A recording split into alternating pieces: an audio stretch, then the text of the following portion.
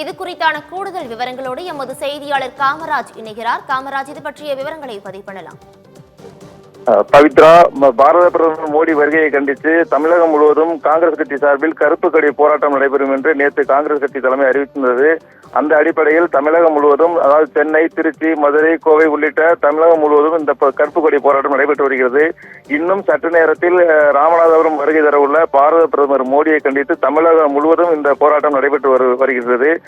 குறிப்பாக மத்திய அரசு தமிழர்களை விரோதிக்கும் சட்டங்களை அமல்படுத்துவதை கண்டித்தும், நிதி பகிர்வு விவகாரத்தில் தமிழகத்தை தொடர்ந்து வஞ்சித்து வரும் மத்திய அரசை கண்டித்தும், குறிப்பாக இந்த வக்ஃபு வாரிய சட்ட திருத்த மசோதாவை பாராளுமன்றத்தில் நிறைவேற்றியதை கண்டித்தும் தற்போது இந்த மோடிக்கு எதிரான பாரத பிரதமர் மோடிக்கு எதிரான கருப்பு கொடி போராட்டம் தமிழகம் முழுவதும் நடைபெற்று வருகிறது. அதில் ஒரு பகுதியாக புதுக்கோட்டையிலும் புதிய பேருந்து நிலையத்தில் மாவட்ட தலைவர்கள், 2 மாவட்ட தலைவர்கள் தலைமையில் தற்போது இந்த போராட்டம் நடைபெற்று வருகிறது.